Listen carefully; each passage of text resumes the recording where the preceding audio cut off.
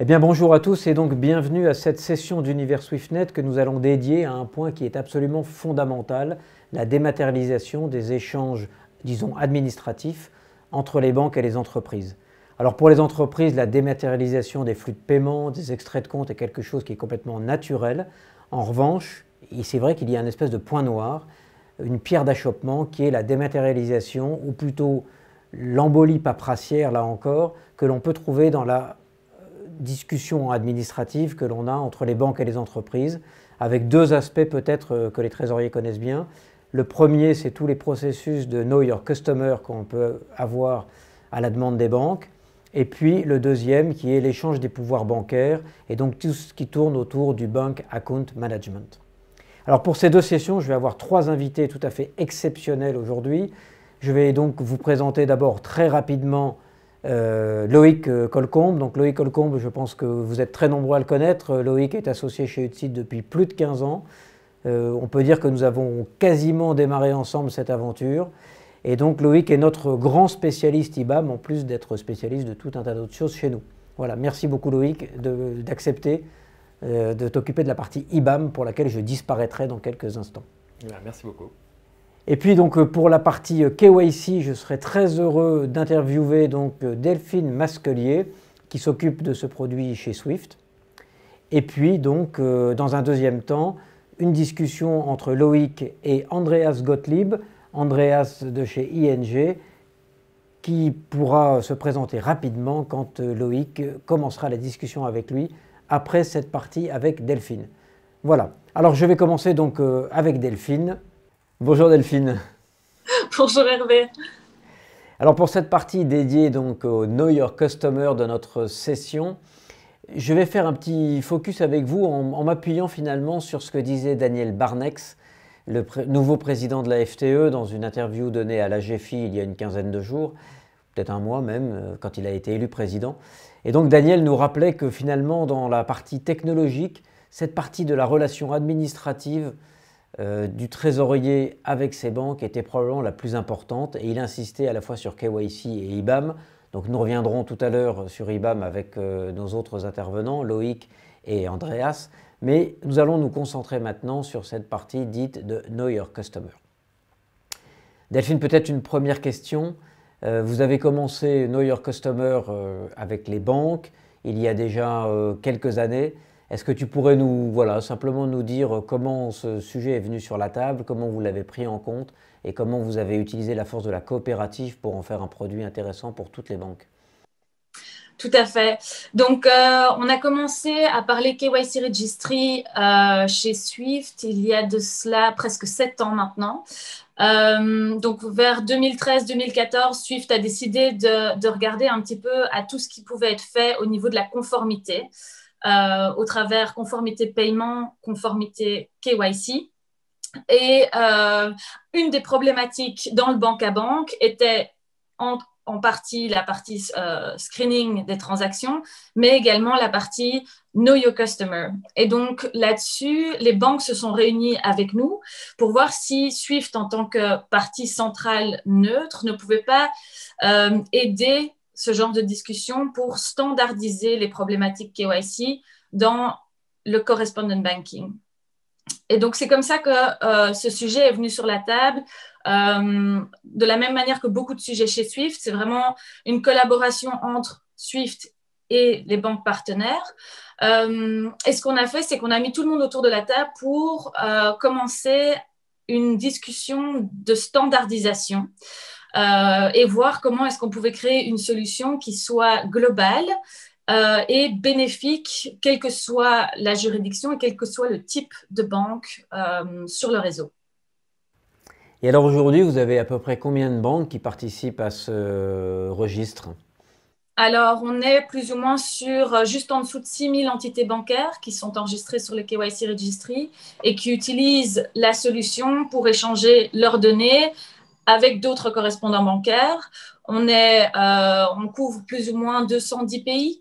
Avec la solution actuelle et ce chiffre ne fait qu'augmenter de jour en jour, tout en sachant qu'on reste sur les banques du réseau Swift. Donc, on arrive tout doucement à à maturité, je dirais, sur la couverture du réseau au niveau bancaire. Et quand tu dis que vous arrivez à maturité, c'est-à-dire que en fait aujourd'hui, il est, disons, ordinaire, on peut dire que c'est la chose normale pour une banque qui fait du correspondent banking d'échanger la documentation et de faire le processus de Know Your Customer à travers ce registre. Tout à fait. En tout cas, pour les banques qui sont connectées sur le réseau SWIFT, c'est devenu quelque chose de vraiment standard. Ce qu'on voit, c'est que les plus petites banques, un peu plus locales, vont utiliser le KYC Registry pour mettre leurs informations et pour pouvoir être consommées par leurs gros partenaires bancaires, plutôt que consommer les informations d'autres banques. Mais en tout cas, pour les gros partenaires bancaires qui sont sur le réseau, le KYC Registry est devenu vraiment une des sources principales pour pouvoir faire les KYC Review et ainsi que les onboarding. Merci donc pour ce petit point de départ autour de ce qui a été fait pour les banques. Donc c'était il y a maintenant déjà plus de 5 ans. Et donc ensuite évidemment est venue l'idée, comme toujours chez Swift, en disant on fait quelque chose pour les banques. On a aussi d'autres clients qui sont les entreprises, qui communiquent avec les banques, qui ont aussi besoin de faire ces processus de Know Your Customer. Et donc finalement quelle a été peut-être la démarche pour dire peut-on adapter ce produit aux besoins de la relation entre les banques et leurs clients entreprises? Oui, donc en fait, ce qui s'est passé, c'est qu'après quelques années d'adoption au niveau du banque à banque, on a été approché tant par les banques que par les entreprises connectées sur le réseau pour dire, ben, en fait, les problématiques KYC du correspondent banking sont également présentes entre une banque et ses clients entreprises. Et donc, l'idée, c'était de voir comment est-ce qu'on pouvait étendre la solution existante, dont les bénéfices commençaient à être vraiment éprouvés au niveau correspondent banking, aux entreprises. D'un côté, pour les banques, ça permet d'étendre l'utilisation de la solution à un process beaucoup plus important de KYC à l'intérieur de la banque, en augmentant la couverture client. Et pour les entreprises, c'était de se dire, ben, ça permet effectivement de résoudre potentiellement une problématique, surtout pour les entreprises multinationales sur des juridictions multiples, avec beaucoup de partenaires bancaires, de dire, ben, tiens, de la même manière qu'on a simplifié pour les banques, est-ce qu'on peut faire la même chose? Donc, ce qu'on a fait, c'est qu'on a mis autour de la table des banques et des entreprises de la même manière qu'on l'avait fait il y a 6 ans pour le banque à banque, pour discuter standardisation. L'idée, c'est vraiment de dire, avant tout, est-ce qu'on sait simplifier et standardiser les besoins KYC pour les mettre sur la plateforme? Et donc, c'est l'approche qu'on a prise également pour étendre aux entreprises, c'est de se dire, on met les entreprises et les banques autour de la table pour discuter besoins KYC. Et ensuite, on analyse également si des choses doivent évoluer au niveau de la plateforme existante. Aujourd'hui, si on prend un exemple très simple, dans les banques, la plupart des entités bancaires sont connectées directement sur le réseau SWIFT. Pour une entreprise, c'est tout à fait différent. Une entreprise va être connectée sur le réseau SWIFT par une entité légale, mais pour que le KYC Registry soit vraiment un outil satisfaisant, toutes les entités légales de l'entreprise doivent pouvoir se joindre au KYC Registry et fournir leurs informations. Donc ça, c'était une évolution primordiale de la solution, c'est de pouvoir accueillir toutes les entités, toutes les subsidiaires d'une entreprise, quelle que soit leur connectivité ou pas sur le réseau. Merci Delphine. Aujourd'hui, donc, ce registre, enfin la version, disons, dédiée aux entreprises du registre, a ouvert ses portes, si je puis dire, il y a à peu près 1 an, un peu plus, 15 mois. Combien d'entreprises aujourd'hui l'utilisent et ça fait combien d'entités légales qui sont à l'intérieur? Alors, on atteint tout doucement 160 entreprises, groupes d'entreprises, ce qui représente un peu plus de 600 entités légales qui sont aujourd'hui disponibles sur le KYC Registry. Ce qu'on voit, c'est que c'est vraiment quelque chose qui augmente au fur et à mesure. C'est un processus qui prend du temps, tant au niveau de la décision par l'entreprise que l'adoption par les banques. Donc, c'est vraiment une symbiose qui doit se faire dans l'écosystème pour changer un processus existant qui n'est pas toujours optimal avec un nouveau processus, mais qui doit tout doucement s'intégrer dans les mœurs, je dirais, et dans jour le jour, les activités au jour le jour des entreprises et des banques. Donc, on a quand même une belle augmentation en 1 an et demi, avec quand même 160 groupes d'entreprises qui l'utilisent, certains d'entre eux depuis plus d'1 an, qui ont été les premiers à se joindre. Et là où c'est réjouissant, c'est de voir que ces entreprises qui l'ont utilisé il y a 1 an remettent à jour leurs informations parce qu'elles y ont vu de la valeur et parce que justement les banques viennent consommer cette information pour faire les reviews KYC, et ça vaut la peine de maintenir ces informations dans le registry pour simplifier le processus tout au long de la vie de la relation bancaire. Et les entreprises donc, qui viennent s'inscrire dans ce registre viennent parce qu'un matin elles se sont levées en disant bon sang, mais c'est bien sûr, il faut que j'aille dans le registre Swift, ou bien c'est parce que quand elles entrent en relation avec une nouvelle banque, cette nouvelle banque leur dit bah, écoutez, nous avons la solution Swift et donc c'est cette solution que nous utilisons, et en plus eh bien, ce que vous mettrez là pourra être utilisé par les autres partenaires bancaires. C'est un petit peu, ça va dans les deux sens. Donc, ce qu'on voit, c'est que d'un côté, il y a effectivement des banques qui proactivement discutent de la solution avec leurs clients entreprises et qui vont proactivement mettre le sujet KYC Registry sur la table en disant, ben voilà, nous, on a complètement adopté la solution. Ce serait pas mal que vous vous mettiez aussi sur cette plateforme. De plus, si vous mettez vos informations sur cette plateforme, nous, Banque A, on va pouvoir l'utiliser, mais tous vos autres partenaires bancaires vont être également capables d'utiliser ces informations. Donc ça, c'est un système qui marche très bien parce que la relation banque-client-entreprise est une relation très, très forte. Et donc ça, c'est une dynamique qui fonctionne fort bien. Mais on voit également la dynamique inverse, c'est-à-dire une entreprise va lire quelque chose à propos du KYC Registry ou va être contacté par Swift pour discuter KYC Registry, va y trouver de la valeur et va aller voir ses banques proactivement en disant, en fait, moi maintenant, je vais utiliser le KYC Registry, donc ce serait pas mal que vous puissiez être sûr qu'au moment des KYC Review, vous allez chercher cette information sur le registry plutôt que de m'envoyer des mails.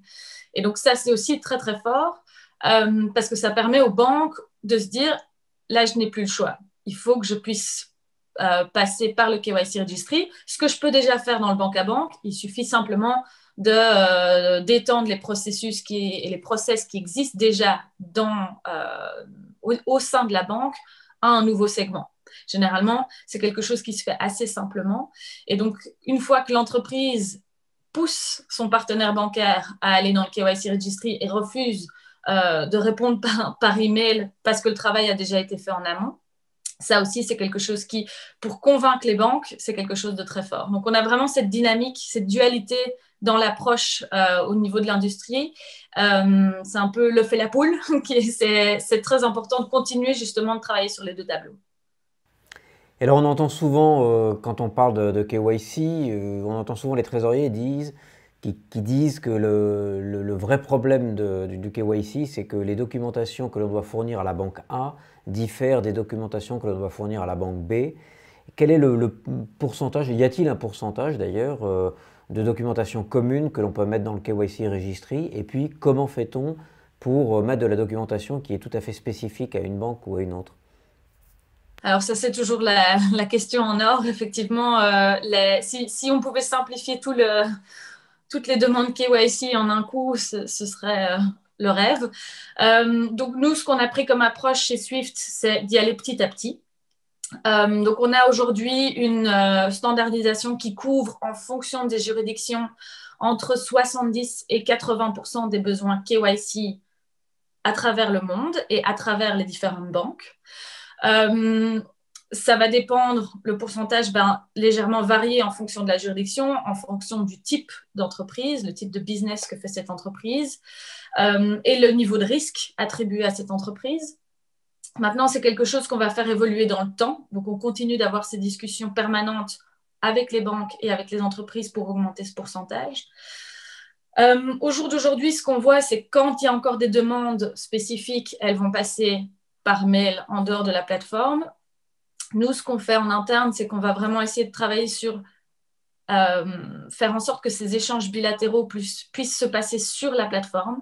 Donc, même si les échanges bilatéraux vont toujours rester, il va toujours y avoir cet aspect relationnel entre une banque et son client, avec des échanges, que ce soit de la part de l'entreprise ou de la part de la banque, qui vont être préférables en bilatéraux.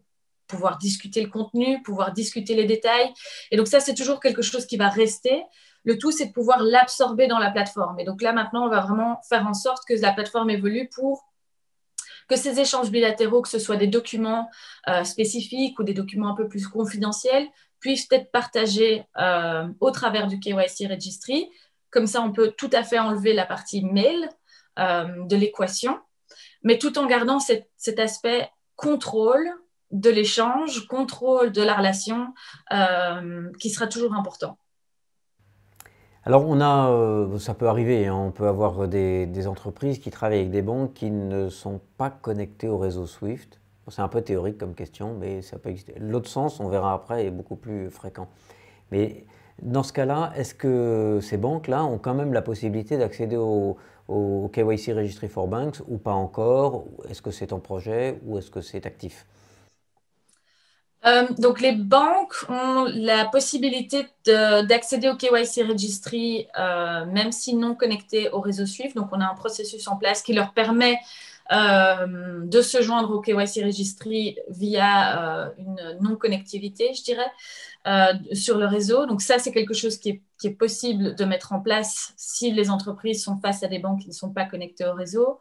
Par contre, l'inverse, au jour d'aujourd'hui, on est ouvert aux entreprises connectées sur le réseau SWIFT et toutes leurs entités légales. Et on est en discussion avec les banques, avec SWIFT en interne pour voir si le KYC Registry peut être étendu au-delà du réseau SWIFT et si oui, comment. Merci Delphine donc, pour ce petit point important. Donc, voilà, déjà pour l'instant, toutes les entreprises, donc les 2300 entreprises qui utilisent le réseau SWIFT et toutes leurs entités peuvent utiliser KYC. On va passer quand même de, je ne sais plus combien d'entreprises tu nommais tout à l'heure, 160 je crois. Donc de 160 à 3000, il y a une petite marge quand même. Et puis les autres, ben, peut-être plus tard. Alors, si tu veux, je vais passer maintenant à une ou deux questions un peu plus technologiques et plus liées à la manière dont on échange les informations. On a aujourd'hui dans toutes ces questions de KYC au sens large, d'échange de documentation, disons, entre entités juridiques, on s'aperçoit que souvent on demande un papier non pas à l'entité qui le produit, mais à l'entité qui en est le premier destinataire ou le destinataire principal. Je prends un exemple. En France, tout le monde sait bien que si on a besoin d'un extrait KBIS, on peut le demander bien sûr à l'entreprise qui est mentionnée dans cet extrait KBIS, mais on peut aussi le demander à Infogreffe directement. Et donc, évidemment, on évite de surcharger l'entreprise d'une demande où elle ne fait que passe-plat. Alors, est-ce que vous avez réfléchi à cette idée qui, évidemment, est en lien avec la question des API et peut-être quels sont les plans ou qu'est-ce que vous faites déjà? Non, c'est un point très, très important parce qu'effectivement, aujourd'hui, on a pris l'approche passe-plat, je dirais, où c'est l'entreprise qui fournit ses propres documents sur la plateforme. Mais ceci dit, c'est un point aujourd'hui qui est discuté avec les entreprises qui ont joint à la plateforme et avec les entreprises qui pensent à joindre la plateforme. Cet aspect, effectivement, de pouvoir prendre l'information directement à la source. Donc là-dessus, nous, on est en train de regarder justement à voir comment avoir accès à ces différentes sources plutôt que de se connecter à chaque source individuelle, travailler avec des agrégateurs et incorporer ces agrégateurs dans la plateforme pour justement que toute cette information déjà publique puisse être pré-sourcée, prévalidée dans le KYC Registry et que l'entreprise finalement n'ait plus qu'à fournir l'information supplémentaire qui est vraiment l'information, je dirais, à valeur ajoutée pour les banques qui n'est disponible nulle part ailleurs. Donc ça, c'est quelque chose qu'on va mettre en place dans les mois à venir. Et ces agrégateurs, pardon, j'imagine, ils sont complètement locaux. Je prends l'exemple que je connais un peu en France. Donc on a une société qui s'appelle Provigis. Et avec Provigis, donc on a un certain nombre des clients du site qui utilisent Provigis et qui nous demandent de fournir des informations.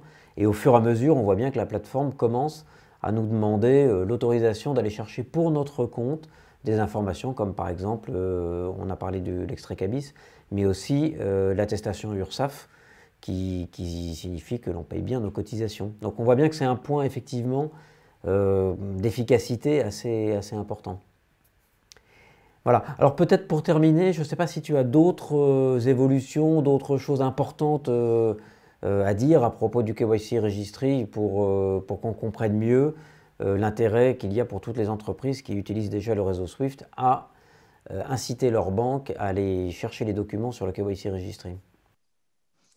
Donc au niveau KYC Registry, je pense que l'aspect principal à retenir, c'est vraiment cette notion de standardisation du KYC, de bouger justement de demandes individuelles, de demandes très spécifiques vers quelque chose je dirais, qui a une conformité standard, qui est acceptée au travers de l'industrie et qui permet d'avoir cette nouvelle approche de je fais le travail une fois et tout le monde peut en bénéficier. La seconde partie, c'est vraiment cet aspect contrôle. Tout est contrôlé par l'entreprise. Vous mettez vos informations sur le KYC Registry, personne n'a accès à ces informations sans que vous n'ayez au préalable donné l'autorisation de consommation. Donc ça, c'est super important et qui va justement, je dirais, diriger un peu les évolutions du KYC Registry. Comme je le disais, les deux aspects sur lesquels on va vraiment travailler dans les prochains mois, c'est cet aspect échange bilatéral et ajouter encore plus de contrôle sur la manière dont les documents sont échangés pour justement pouvoir échanger des documents de manière plus contrôlée pour les documents sensibles. Je parle passeport, preuve d'adresse, tous ces documents qui sont encore demandés par les banques et qui ne sont pas partagés, et c'est très compréhensible, de manière simple par les entreprises, de par la nature du document en lui-même. Donc là-dessus, on va vraiment mettre l'accent pour s'assurer que le KYC Registry puisse être utilisé pour tous les types d'informations et couvrir vraiment toutes les demandes de KYC des banques. Et la deuxième partie qu'on vient d'aborder, c'est cet aspect pré-sourcing, pré-remplissage du KYC Registry avec les données publiques, en travaillant avec des agrégateurs, en travaillant avec les différentes sources d'informations pour que le travail de l'entreprise initiale dans le KYC Registry soit drastiquement diminué. Merci beaucoup Delphine. Et donc nous allons passer maintenant à cette deuxième partie autour de l'IBAM. Tu connais un peu l'IBAM ou pas du tout ou qu'est-ce que ça à quoi ça te fait penser? Évidemment, il y a un lien très fort, KYC et IBAM. Si on a joint les deux, c'est parce que pour nous, ce sont deux parties de la relation électronique que l'on doit électronifier de la banque et de l'entreprise. Non, tout à fait. C'est un sujet qui a déjà été lié très souvent au KYC Registry. On est toujours d'ailleurs en discussion avec différents partenaires dans l'industrie pour comprendre comment potentiellement un jour le KYC Registry peut supporter la digitalisation d'IBAM, de cette gestion de comptes. C'est intrinsèquement lié juste par la nature des informations qui doivent être échangées, que ce soit pour la gestion de compte ou pour la création d'une nouvelle relation bancaire. Donc ça, c'est dans le futur, je pense que ça ne sera que de plus en plus lié. Et avec un peu de chance, une plateforme qui pourra tout faire, qui sait.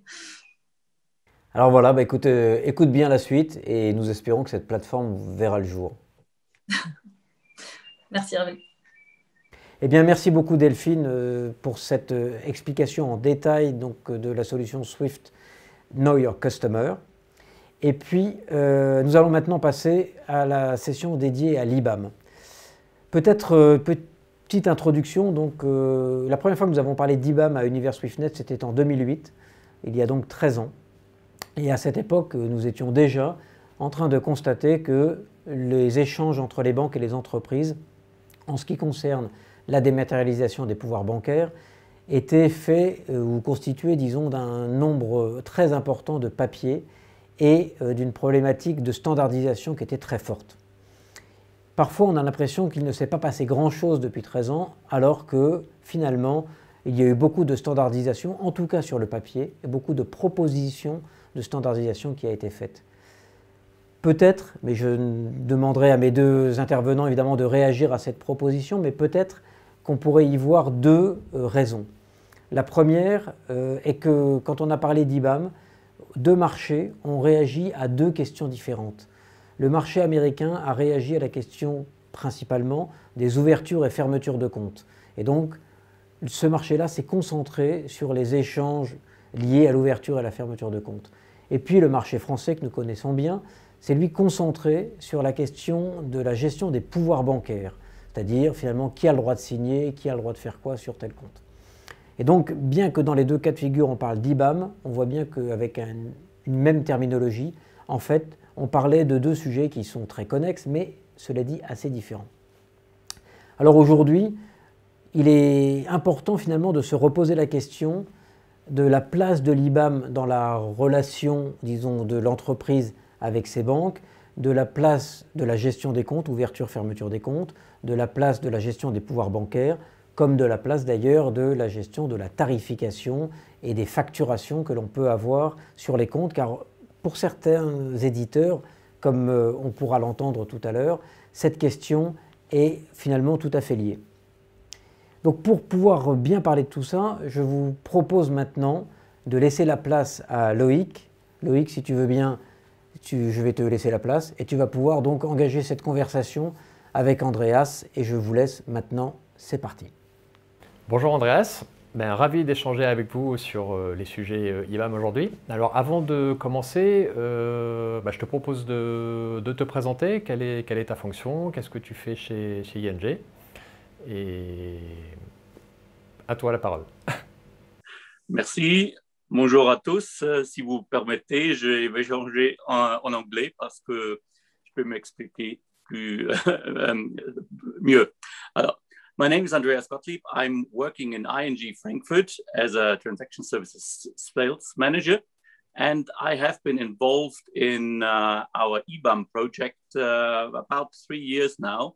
And it's an exciting project, and I'm happy to be here and also working together with my colleagues from ING in France to further promote that solution that we are bringing to the market. Merci Andreas. Donc nous, ce qu'on voit sur, moi ce que j'ai pu voir sur le marché français, sur le sujet des pouvoirs bancaires, c'est différentes choses en fait. On a, en tant que trésorier, et c'est ce que je vois chez nos clients, plusieurs problématiques. On veut savoir déjà quels sont en fait l'ensemble des comptes bancaires que l'on gère. On veut savoir ensuite qui sont les signataires sur ces comptes. Et puis on veut également savoir en fait quels sont les frais associés à la gestion de ces comptes, la gestion des frais bancaires. Donc, sur ce sujet, comment est-ce qu'un groupe comme ING est organisé entre les différentes implantations, entre ING France, ING vous êtes basé en Allemagne, comment est-ce que le groupe ING et ces différentes implantations répondent à ce besoin que peuvent avoir les trésoriers d'avoir une vision finalement un peu transversale de la gestion des comptes, la gestion des pouvoirs, des signataires et des frais? Well, the request by the corporates to make the whole process more efficient in managing accounts and getting transparency in what's on their side for a bank account management and what's on the books of a bank, it has been there for quite a while. And there had been the possibilities by the ACMT messages that the CGI association has published have been there for a while, but it was always a question, it's a little bit the chicken and egg. Is it more the banks that need to prepare something? Is it the corporates that need to prepare themselves and ask for that now? And as often, one waits for the other and nothing moves, or only in theory. A lot of talk, but nothing really tangible. Now, to be frank, 3.5 years ago, almost, we have been approached by one of our bigger clients in Germany, E.ON. It's a big utility. And because they have been tasked by their CFO to become more digital, more efficient. And they took a close look at their processes and realized, okay, when it comes to bank account management, really, there's a lot that we need to do. So they got in touch first with a system provider, if they can help them digitize what they have on their end in bank account management. But at the same time, they realized that they need to also approach banks for that. So I approached a number of the core banks, sit together and said, okay, we want to be more efficient. We want to open accounts in a more digital way, paperless, quicker. And we also want to manage those accounts. So once your account is open, there's a lot of things that you need to do that. It's basically what we call the account management lifecycle. That's what they wanted to have in digital terms.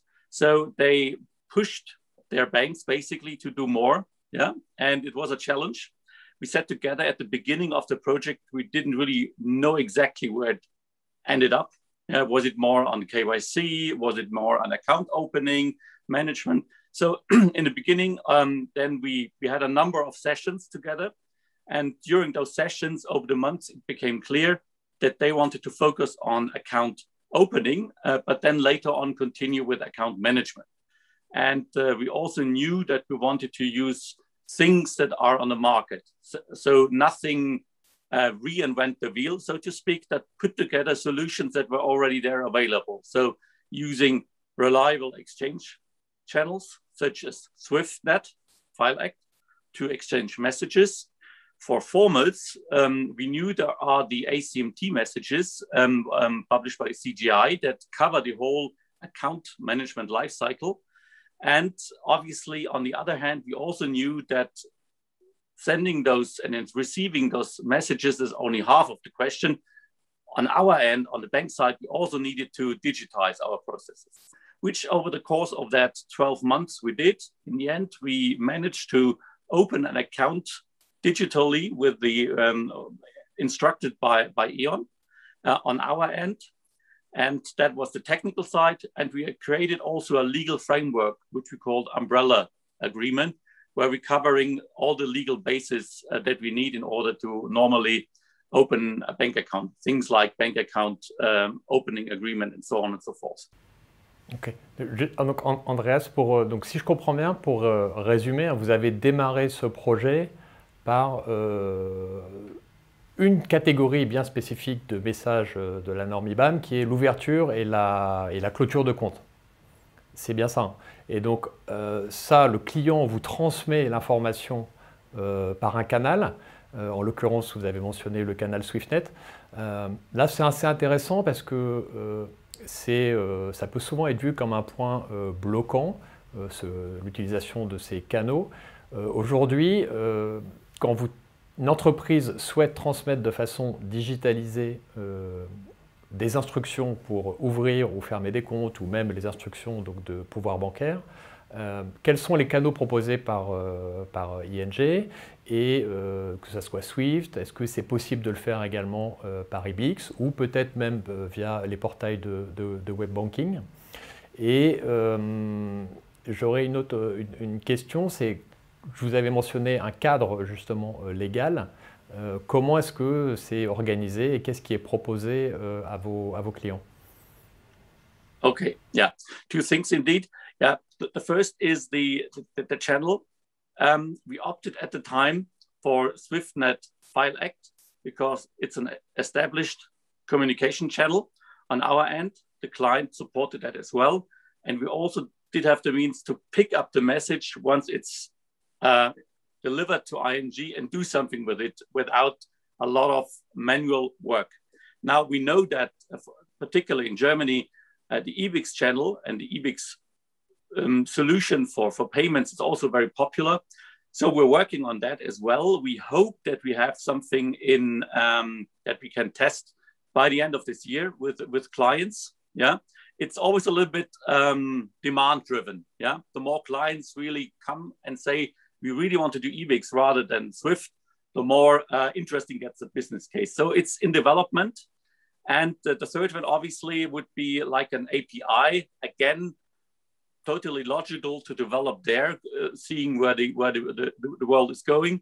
But it probably will take a little bit more time to develop that, depending also on client demand. But in theory, it should be a channel agnostic solution. Yeah. Très bien, donc c'est facile, finalement, quel que soit le canal, on peut tout à fait dématérialiser ce type d'instruction. Il y a un point qui revient très souvent, que les trésoriers mentionnent sur le marché français, c'est le fait et la nécessité de signer ces transactions. Donc là, je crois que vous avez eu une approche aussi très pragmatique, qui est, on pourrait faire le parallèle avec ce qui est fait sur la signature pour les paiements. Est-ce que vous pouvez nous expliquer, Andreas, ce qui a été mis en œuvre justement pour accepter ces pouvoirs, malgré le fait, vous allez l'expliquer, qu'ils ne soient pas en fait signés? Yes, indeed. So to correct me, there's one wet ink signature, as we call it. It's on the umbrella agreement. That's the only signature that we need, basically. That exists on paper, and that umbrella agreement kind of stipulates how we're going to proceed.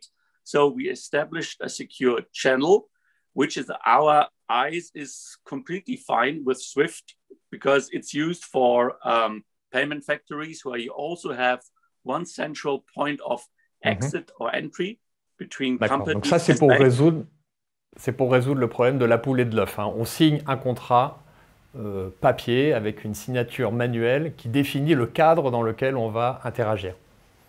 Exactement. And it means also, however, that we need a company on the other hand, which is centralized. So there should be Group Treasury, which has centralized power of attorneys to act on behalf of their subsidiaries, for who they also want ING to open accounts. So they must be empowered by the different entities to act on their behalf. In our umbrella agreement, we actually also have kind of an indemnity where Group Treasury tells us, okay, guys, we hold you free and not liable for anything you do based on the instructions received from Group Treasury, because we are empowered internally. We can see all those power of attorneys, if need be, of all those added entities. So that's in our eyes, and we have vetted that through our legal departments, fully sufficient to act on their instructions and open an account, just as if we were to execute a payment file received via the SWIFT channel. Très bien. Donc on voit vraiment que, en fait, sur ce sujet, c'est vraiment l'organisation de l'entreprise qui est un sujet important. Finalement, un peu indépendamment des formats utilisés, de la norme IBAM et tout, c'est vraiment la capacité de l'entreprise à s'organiser pour avoir une vision sur ses comptes, une vision sur ses pouvoirs. Et en quelque sorte, IBAM est le point final, la cerise sur le gâteau qui permet de totalement dématérialiser l'échange, en l'occurrence lié donc à l'ouverture ou à la clôture de compte ou à la mise à jour, la maintenance des pouvoirs bancaires.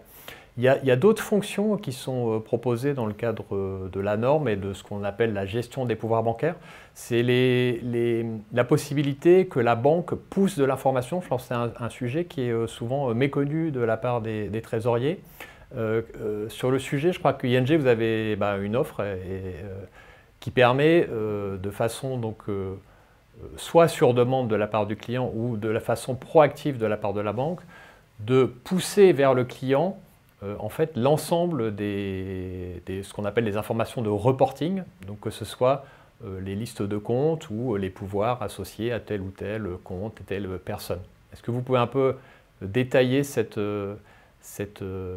offre, cette fonctionnalité associée au pouvoir bancaire?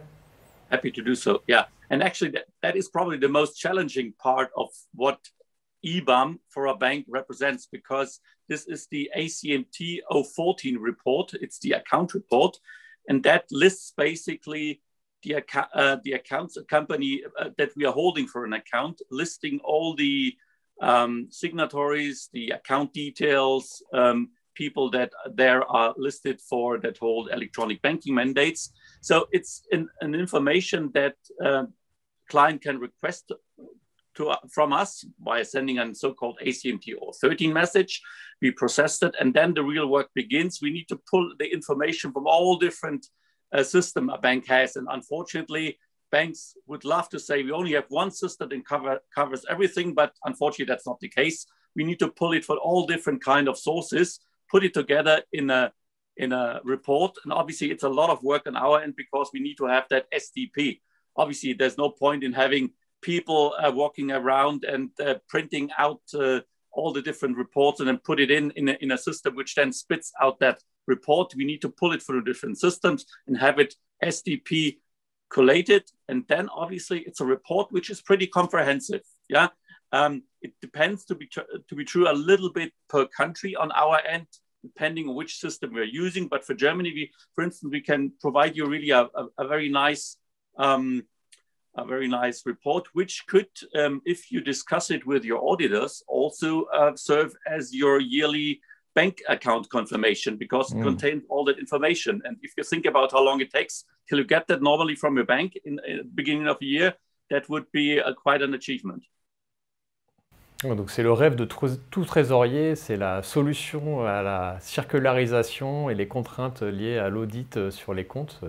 C'est bonne solution. Yeah, to be frank, it takes a bit of time for each country where we're going. We need to see what our system landscape is. Can we pull it all together? Are there specific legal requirements in each country which has to be met in order to offer that solution? And so technically there's a certain challenge, but also on the legal side, it takes always time. So we've rolling that out to different countries. We got it live in Germany and the Netherlands. We can offer it in Austria and in France. And we're working on Romania and later in this year in Poland. And for each of these countries, we have different counterparties on our end to discuss it. We sometimes also have obviously different requirements from a client side. Eh bien, merci beaucoup Loïc et Andreas. Alors, si vous permettez, j'ai une petite question que j'aimerais vous poser, une question donc, qui vient finalement faire le lien avec la partie KYC que nous avons eue. J'ai l'impression, mais voilà, je vais vous laisser élaborer, mais j'ai l'impression qu'en fait, qu'on a quand même une question qui est assez préliminaire à toute cette question d'échange de flux sur les ouvertures de comptes, fermetures de comptes, gestion des pouvoirs bancaires, signature, pas signature, message ACMT, etc. On a une question qui est tout à fait préliminaire, qui est une question d'organisation et finalement de choix des entreprises, d'un système qui leur permet de gérer correctement les comptes bancaires. Alors j'ai assez peu d'expérience et donc c'est pour ça que je voudrais vous écouter l'un et l'autre et peut-être en commençant par Andreas sur ce que vous pensez de cette question. Yeah, it's a good point you're raising because the IBAN solution is not just something which needs to be developed and provided by the bank, but also the company needs to be ready. They need to make their organizational decisions in order to be ready to follow this IBAN approach, which to a large extent is also similar to KYC, because if you think about a good part of the documents that you need to provide to open a bank account are already provided if you're sent the documentation that a bank usually asks when it does that KYC process. Yeah, so they need to have a workflow and a system which helps them to provide and actually generate the documents they need in order to open an account in a certain country or start business with a bank in a certain country. They need to provide those documents. So there needs to be a workflow tool. There are a number of system providers who could help them. That gives them kind of a data repository which generates those constitutional documents they need to provide to the bank for KYC or for bank account opening. So I think that's a fundamental part.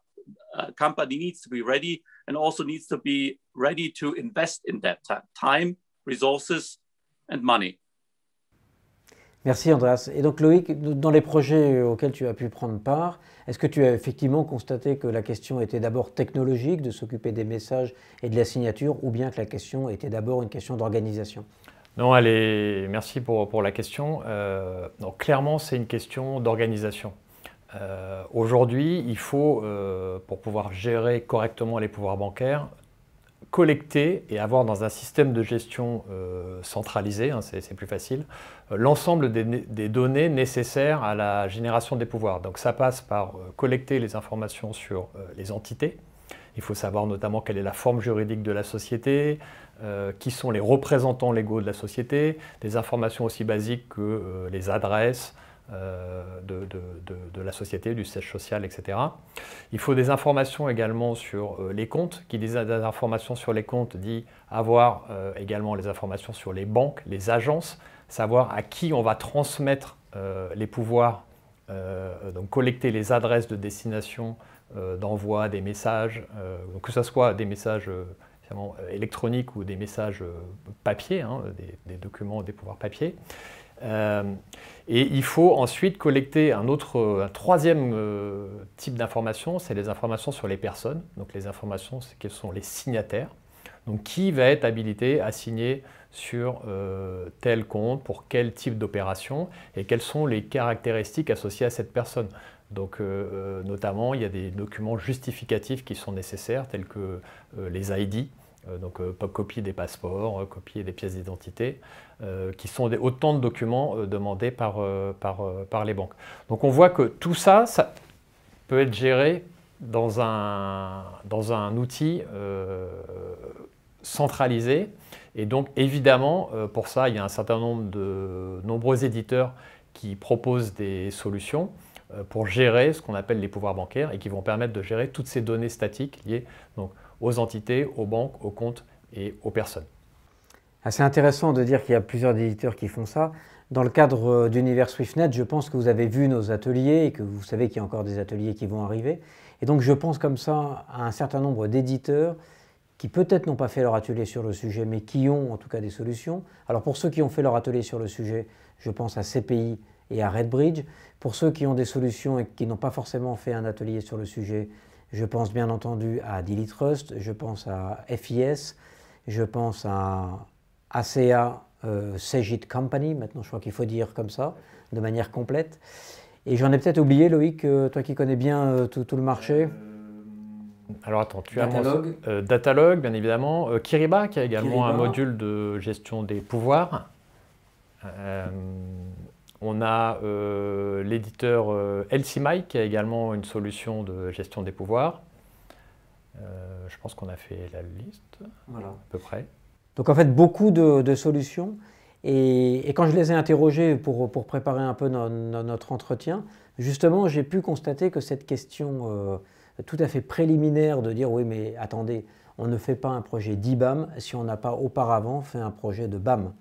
Je crois que c'est quelque chose qu'on entend depuis assez longtemps, mais qui probablement n'est pas encore assez bien, disons, mis en œuvre dans les entreprises. Et on a tendance parfois à rentrer directement dans les projets technologiques avant de passer par les projets d'organisation.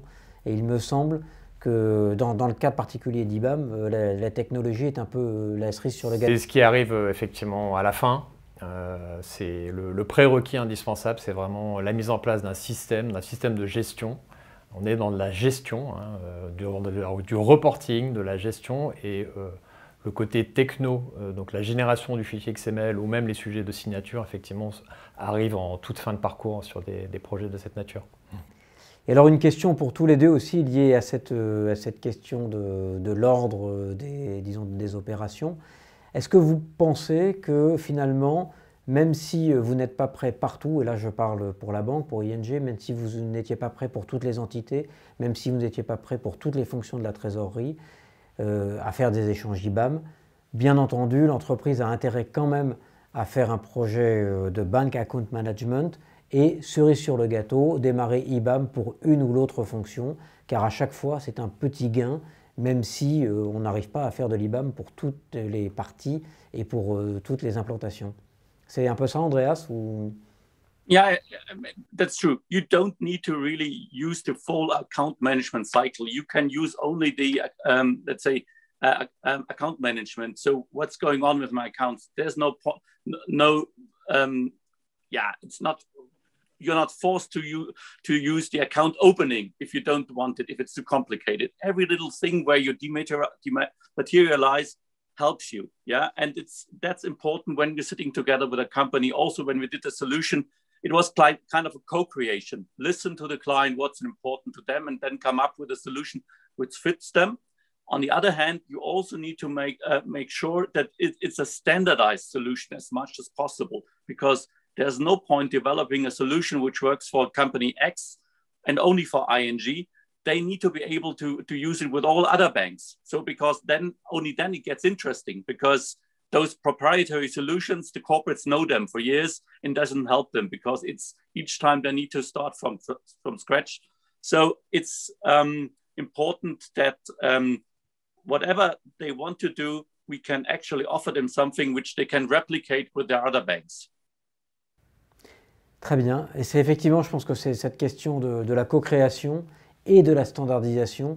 Ce sont deux questions qui sont assez essentielles pour la partie, disons, échange électronique, même si tout le reste peut être fait en amont et doit être fait en amont et peut largement même être entamé avant d'échanger quelques messages que ce soit.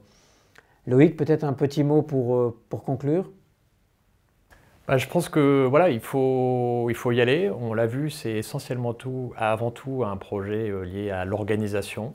Ne pas s'arrêter aux premières petites écueils ou barrières qui peuvent se présenter sur le chemin. Les bénéfices sont énormes, il y a des gains de productivité qui, in fine, peuvent être considérables.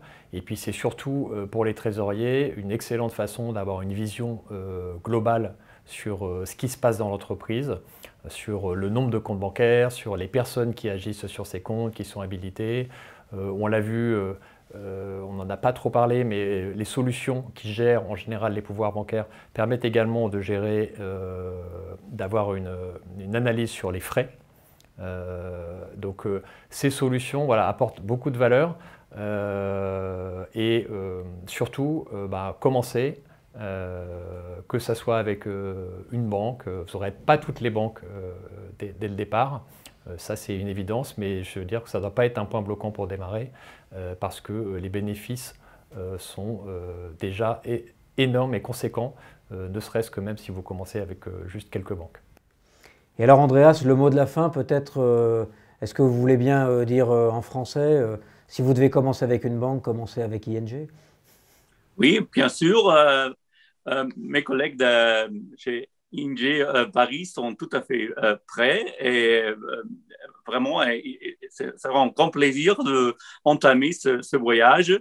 Et avec ça, oui, je vous souhaite bon succès avec un avenir avec IBAN, mais sans Covid. Merci beaucoup. Merci Andreas, merci Delphine, merci Loïc. Donc bonsoir à tous et merci de nous retrouver dans cette petite session en direct.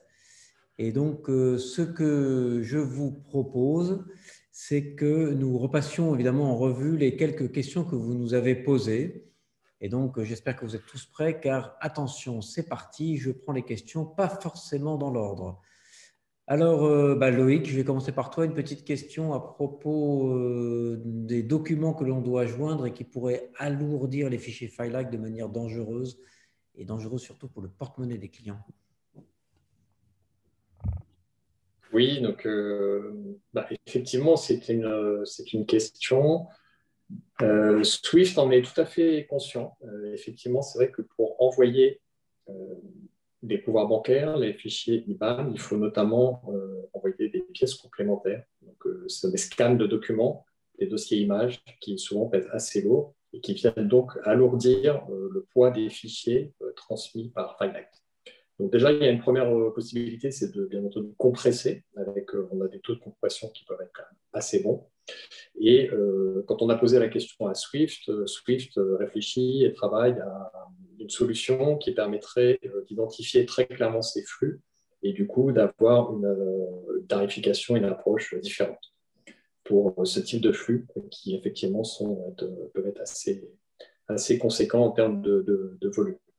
Et après, il faut savoir qu'il y a d'autres canaux aussi possibles de télétransmission, on en a parlé. il est tout à fait possible, certaines banques le proposent, de transmettre ces flux via les solutions de web banking. Auquel cas, on est dans des offres HTTP, SFTP, et donc il n'y a pas de coût particulier. Et de la même façon, il est également possible pour les banques qui le proposent d'envoyer les données liées à IBAN par le canal IBIX. Et donc là, pareil, la tarification n'est pas liée à la volumétrie. Merci Loïc. Delphine, peut-être du coup, réagir à cette question, ça me rappelle ce que nous disions dans notre conversation précédemment, c'est-à-dire que finalement, il y a un lien avec IBAM, entre IBAM et KYC, puisque tous ces documents parfois ont déjà été envoyés pour les KYC. On pourrait imaginer dans les fichiers IBAM, dans les messages ACMT, avoir un lien qui pointe vers quelque chose qu'on aurait déjà dans le KYC Registry. Tout à fait, Hervé. C'est d'ailleurs quelque chose qu'on a discuté avec quelques entreprises et quelques banques il y a de ça un an et demi. Et les évolutions du KYC Registry vont dans cette direction. Le fait qu'on va pouvoir échanger des documents de manière tout à fait bilatérale d'une banque à une autre va permettre justement potentiellement de supporter ces besoins de partage spécifiques pour, dans le cadre en tout cas d'IBAM ou dans le cadre d'autres besoins entreprises à banque. Mais c'est quelque chose qui a été déjà mis sur la table et je pense qu'il va être exploré un peu plus une fois que la plateforme permettra ce genre d'échange. Merci Delphine. Andreas, on avait une question de Christophe Léger qui revenait sur cette question évidemment toujours prégnante en France, qui est la question de la signature des ordres de paiement. Et donc, peut-être d'une manière à être très clair sur ce que tu as bien expliqué à propos du contrat parapluie. Et donc, peut-être de revenir là-dessus. Est-ce que pour les ordres de paiement, vous le faites aussi, ou bien ça n'est que pour les ordres IBAM? No, obviously for each payment that we receive, we do all the checks that we are supposed to do for when we receive an instruction via SWIFT. And the same method applies if we receive an instruction via an ACMT message via FileX. So it's the same level of security, it's the same level of authorization. So it's completely fine for us. Yeah. So it's not less secure if you use this for IBAM transactions. Ok, merci, merci Andreas. Alors j'avais noté donc une autre petite question de Valérie, donc Valérie Pillet du groupe Rocher pour Delphine. Delphine, tu as déjà commencé à répondre, mais peut-être abonder et puis apporter un complément. Oui, donc la question, en effet, c'était est-ce qu'on peut voir, une fois sur le KYC Registry, est-ce qu'on peut voir les banques qui sont déjà adeptes ou utilisatrices, je dirais, de la plateforme. Donc, toutes les banques qui sont déjà disponibles sur le KYC Registry sont visibles dans la plateforme telle qu'elle. On a également une liste de clients disponibles pour les utilisateurs du KYC Registry. Ce que l'on propose aux entreprises qui viennent nous voir, c'est également de passer à travers leurs partenaires bancaires et de leur fournir une visibilité plus détaillée sur quel partenaire est déjà, un, sur le KYC Registry dans le banque à banque et deux, à utiliser le KYC Registry avec d'autres partenaires entreprises. Donc ça, c'est quelque chose qu'on fait en bilatéral également avec les clients. Alors, je pense que dans la question de Valérie, il y avait un autre point qui était finalement, peut-on savoir quels sont les documents ou les informations qui ont été vus ou utilisés par quelle banque? Je crois que ça, c'est un peu un autre volet de la même question. Oui, alors, pour ce qui est de la visibilité de ce qui a été consommé, donc déjà, la plateforme en elle-même fonctionne avec un système d'autorisation, c'est-à-dire que vous devez au préalable, en tant qu'entreprise, autoriser une banque à accéder à votre profil. Et là, vous avez la possibilité de gérer a posteriori tous ces échanges et toutes ces demandes d'accès et de retirer des accès si besoin a posteriori.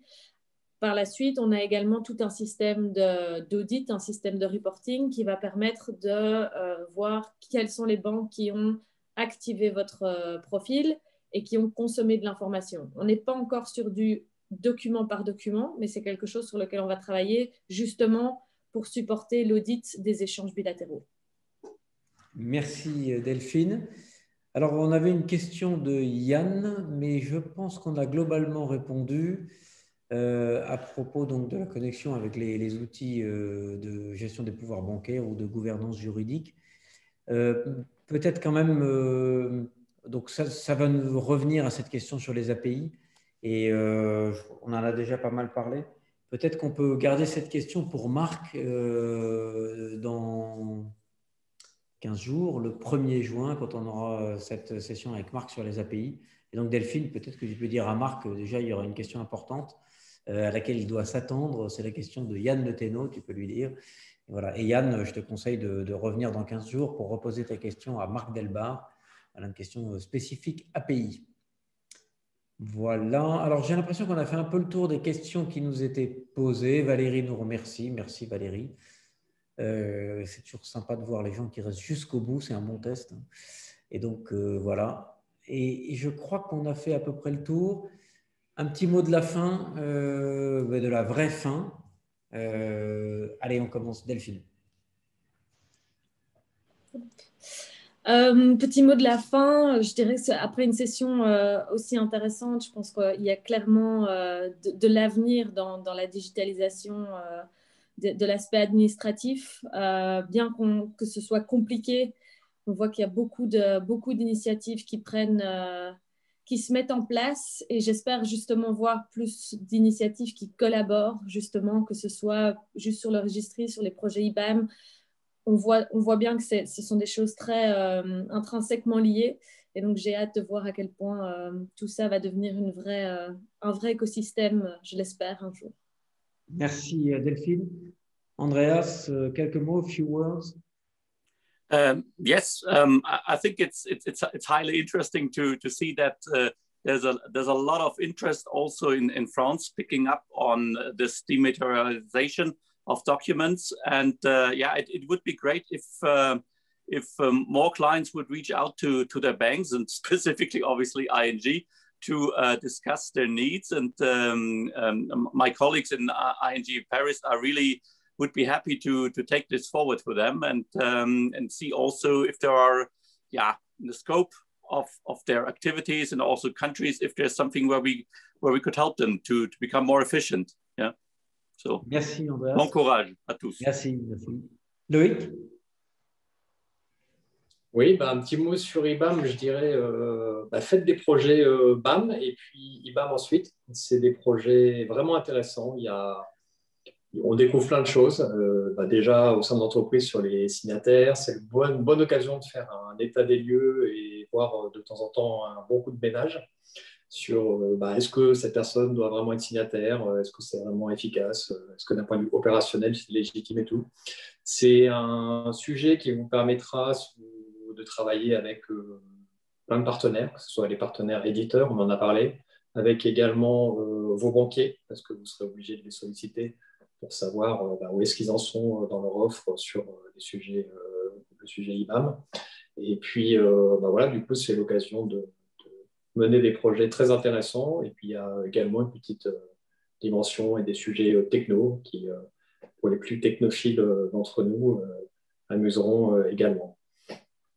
Merci Loïc. Eh bien donc, moi je vous remercie tous d'être restés jusqu'au bout. Dernier point quand même, 89% d'entre vous n'ont pas lu l'interview de Daniel Barnet, du nouveau président de la FTE dans la GFI. Alors c'est peut-être que vous n'êtes pas abonné à la GFI et donc n'hésitez pas à le faire. Et surtout, faites-vous passer cette interview, vous verrez, il y a une partie importante sur KYC et IBAM qui résume bien finalement les attentes des trésoriers. Merci et à bientôt.